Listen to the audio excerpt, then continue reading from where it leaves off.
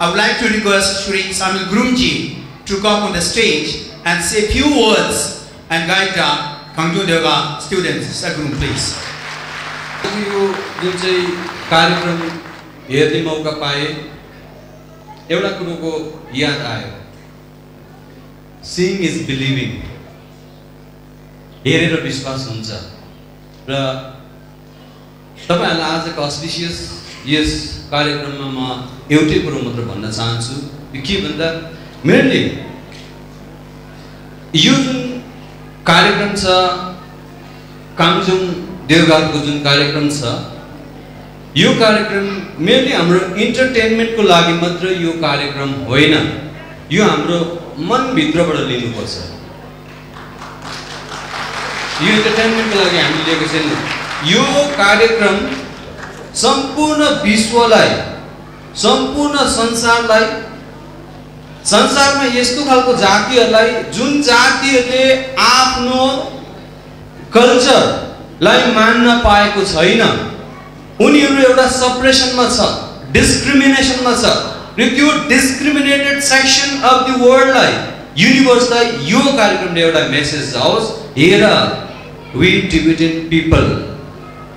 हामीले कसरी आफ्नो कला र संस्कृतिलाई जोगाएर राखेको छौं आफ्नो देशबाट बाहिर छौं र पनि हामी यो कला र संस्कृतिलाई हामी यसरी जोगाएर राखेको छौं हामीबाट सिक्नु भनेर एउटा यो सन्देश जानुपर्छ भनिन्छ एउटा फ्रुट फललाई एउटा त्यसको छाला निकाल्दियो अरे त्यो छाला निकाल्दियो भने त्यो फ्रुटको लाइफै जान्छ त्यो सर्भाइभ गर्न सक्दैन त्यसरी नै संस्कृति बिना कुनै पनि जाति बाँच्न सक्दैन त्यो जातिको एक्जिस्टेन्स नै खतम भएर जान्छ यही कन्स्पिरेसी अहिले टिबेटमा टिबेटन दाजुहरु भाइहरु माथि चाहिँ यही कन्स्पिरेसी छ टिबेटको टिबेटन जुन कल्चर छ यो कल्चरलाई हामी टोटली डिस्ट्रोय गर्नुपर्छ र यो डिस्ट्रक्सन गरिसकेपछि टिबेटन जाति नै यो संसारबाट एक्सटिंक्ट भएर जान्छ हराएर जान्छ उनीहरुको कल्चरलाई हामीले हराउनु पर्छ भन्ने एउटा कन्स्पिरेसी टिबेटमा चल्दैछ तर हामी सबैलाई यही अनुरोध गर्छौं टिबेटमा जुनै प्रकारको सप्रेसन होस् जुन प्रकारको डिस्क्रिमिनेसन छ रिलिजियस डिस्क्रिमिनेसन छ linguistic discrimination cultural discrimination human राइटको जुन चाहिँ भायोलेसनहरु हुँदैछ यो हुँदा हुँदै पनि हामी संसारमा एक्जिस्ट गर्न चाहन्छौं we want to live in this world by this culture हामी यो कल्चरद्वारा हामी बाँच्न चाहन्छौं हामी जिउन चाहन्छौं कल्चर बिना अवस्था कस्तो हुँदो रहेछ एउटा हाँसउठ्दो कुरा छ के भन्दा के रे कोलम्बसको इतिहास हामी पढ्छौं हिस्ट्री अफ कोलम्बस हामी हिस्ट्रीमा एउटा क्वेशन आउँछ अमेरिका कसले एक्सप्लोर गर्यो भनेर सोध्छ स्टुडेन्टलाई अमेरिका कसले एक्सप्लोर गर्यो भन्दा कोलम्बस भनेर भन्छौं हामी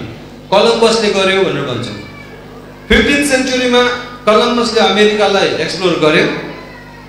एक्सप्लोरेसनको बादमा के भयो भने युरोपियन अहिले जो युरो अमेरिकन्सहरु छ उनीहरु गएर अमेरिकामा बाँच्न थाल्यो त्यहाँको रेड इन्डियन्स ओरिजिनल जुन चाहिँ अमेरिकन्सहरु छ उनीहरुको कल्चर बिस्तारै सप्रेस हुँदै गयो उनीहरुले कल्चर हराउँदै गयो अब यो युरो अमेरिकन्सहरुले फेरि गएर अफ्रिकाबाट उनीहरुको स्लेभ ल्याएर काम गर्नको लागि यसरी नै एशियन कन्ट्रीजबाट गयो यो के रे सिनो अमेरिकन्सहरु छ अहिले एफ्रो अमेरिकन्सहरु छ युरो अमेरिकन्सहरु छ एशियन अमेरिकन्सहरु छ तर त्यहाँनिर एउटा मुभमेन्ट हुँदैछ अहिले उनीहरुको हातमा पैसा थुप्रो छ अमेरिकन इकोनोमीको अगाडि अहिले वर्ल्ड घोडा टेक्छ उनीहरुको हातमा सबै कुरो छ संसारमा चाहिने सुख सुविधाहरु every facilities every amenities Americans had now तर पनि अमेरिकामा एउटा कुरोको कमी अहिले फिल गर्छ त्यो चाहिँ के भन्दा अमेरिकन भनेर अमेरिकनहरुको त आफ्नो कल्चर के पनि छैन त नथिङ कल्चरको नाममा अमेरिकामा के पनि छैन अमेरिकन कल्चर भनेर के पनि छैन त्यहाँनिर अमेरिकन फुड अहिले मागेर अमेरिकामा गएर खोजियो भने अमेरिकन फुड छैन त्यहाँ कल्चरै छैन फुड कहाँबाट आयो अमेरिकामा छैन फुड त्यहाँनिर गएर डिभिजन छ त्यहाँनिर एफ्रो अमेरिकन्स युरो अमेरिकन्स, सिनो अमेरिकन्स, एसियन अमेरिकन्स भनेर छ। त्यहाँ कल्चर अमेरिकन कल्चर नामको केही पनि छैन। अब अहिले ओरिजिनल जुन चाहिँ अमेरिकन्सहरू छ, रेड इन्डियन्स, उनीहरूले एउटा कुरो गर्दैछ, कलम्बसको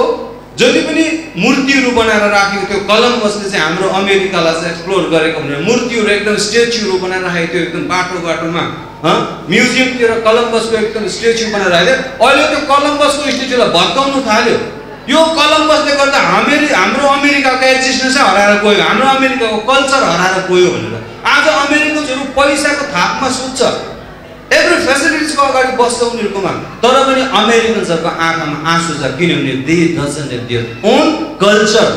उनीहरूले बचाउनु सकेन। यसकारण यो कल्चर बचाउनु नितान्त आवश्यक छ। र यो कल्चर बचाउने पक्षमा तपाईँहरूले जुन प्रकारको यो कार्यक्रमहरू गर्नुहुँदैछ, यो कल्चरको रेस्टोरेसनको लागि, यो कल्चरको जुन कन्जर्भेसनको लागि जुन प्रकारको स्टेप छ, यो स्टेप कन्टिन्यू हुनुपर्छ। नत्र भने यदि हामीले हाम्रो कल्चरलाई बिर्स्यौँ भने भोलि हाम्रोमा थुप्रो पैसा हुन्छ, हाम्रोमा सबै कुरो हुन्छ, हामी पढेको हुन्छौँ, हाम्रोमा ज्ञान हुन्छ, हाम्रोमा बुद्धि हुन्छ, तर कल्चर छैन भोलि हाम्रो नानीहरूले के भन्छ भने हाम्रो आमा बाउहरू थुक्का खत्तम रहेछ, सबै कुरा गर्यो, हाम्रो कल्चरलाई बचाएन। यसकारण कल्चर नबचाउने आमा बाउ थुक्का भनेर हामीलाई श्राप दिन्छ। त्यसकारण हामीले हाम्रो कल्चरलाई सेभ गर्नुपर्छ, रेस्टोर गरेर लानुपर्छ। र यो अस्पिसियस अकेजनमा म तपाईँहरूलाई म कङ्ग्रेचुलेट गर्न चाहन्छु कि यो एउटा मेसेज भएर जाओस् संसारलाई। इभन चाइनामा जुन चाहिँ हाम्रो दाजुभाइहरू, टिबेटमा जुन दाजुभाइहरू डिस्क्रिमिनेसनको शिकार हुँदैछ, उनीहरू मर्दैछ टिबेटको कजको लागि, उनीहरूलाई एउटा सन्देश भएर जाओस्, तिमीहरू चाइना टिबेटमा जुन प्रकारको अत्याचारको मुनि तिमीहरू बस्दैछौ, जुन डिस्क्रिमिनेसनको अगाडि बस्दैछौ, तिनीहरू दबिएर जुन प्रकारले बस्नु पर्दछ, तिमीहरूको भोइसलाई जुन प्रकारले सप्रेस गरिँदैछ, तर पनि हामी यहाँनिर छौँ। एक दिन हामी हाम्रो देशलाई फ्री गराउँछौँ। त्यो फ्री गराएर हामी तिमीहरूको लागि एउटा उपहार स्वरूप हाम्रो संस्कृतिलाई फेरि लिएर आउँछौँ, फर्काएर ल्याउँछौँ। भारीको भारी यो कल्चर हामी त्यहाँनिर लिएर आउँछौँ। यही सन्देश तपाईँहरूबाट होस् भन्दै तपाईँहरू सबैलाई हामी धन्यवाद दिन्छु। तासुदिले नमस्कार। Thank you very much, Sri Saidal Guruji. You are very, very inspiring advices